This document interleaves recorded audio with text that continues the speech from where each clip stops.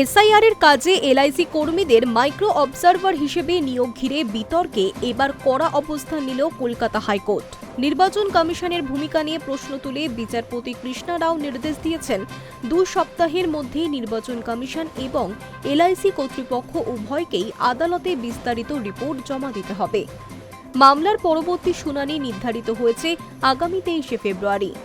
আদালতে দায়ের হওয়া মামলায় অভিযোগ, নির্বাচন কমিশন এসআইআর এর কাজে মাইক্রো অবজারভার হিসেবে মোট 1204 জন এলআইসি কর্মীকে নিয়োগ করেছে।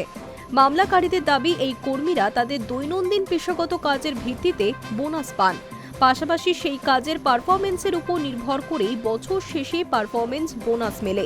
কিন্তু এসআইআর এর কাজে যুক্ত থাকার ফলে তারা দীর্ঘ সময় নিজেদের মূল পেশাগত দায়িত্ব পালন করতে পারছে না, যার ফলে তাদের আয় ও কর্মদক্ষতার উপর প্রভাব পড়ার আশঙ্কা রয়েছে বলেও অভিযোগে উল্লেখ করা হয়েছে। শুনানির সময় বিচারপতি কৃষ্ণা রাও একাধিক গুরুত্বপূর্ণ প্রশ্ন তুলেছেন।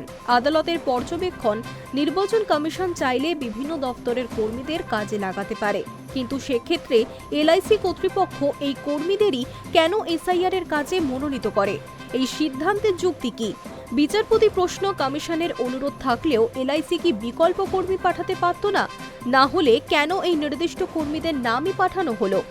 আদালত সূত্রে খবর, বিচারপতির এই প্রশ্নে সন্তোষজনক উত্তর দিতে পারেনি কোনো পক্ষই। নির্বাচন কমিশন বা এলআইসি কেউই নির্দিষ্ট করে জানাতে পারেনি কি প্রক্রিয়ায় এই কর্মীদের নির্বাচন করা হয়েছে এবং তাদের পেশাগত ক্ষতির বিষয়টি আদৌ বিবেচনায় নেওয়া হয়েছে কিনা। আর সেই কারণেই আদালত বিস্তারিত রিপোর্ট তলব করেছে। আইনি মহলের মতে, এই মামলার রায় ভবিষ্যতে নির্বাচনী কাজে রাষ্ট্রায়ত্ত সংস্থার কর্মীদের নিয়োগ সংক্রান্ত নীতিতে গুরুত্বপূর্ণ প্রভাব ফেলতে পারে। বিশেষ করে যাদের আয় সরকারি কর্মদক্ষতার সঙ্গে যুক্ত, তাদের ক্ষেত্রে বিকল্প ব্যবস্থার প্রয়োজনীয়তা নিয়ে প্রশ্ন উঠছে। এখন নজর 23 ফেব্রুয়ারির দিকে। ওই দিন নির্বাচন কমিশন এবং এলআইসি কর্তৃপক্ষের রিপোর্টের ভিত্তিতেই স্পষ্ট হতে পারে এসআইআর এর কাজে এলআইসি কর্মীদের মাইক্রো অবজারভার হিসেবে নিয়োগ কতটা যুক্তিসঙ্গত এবং আইনসম্মত। High news network.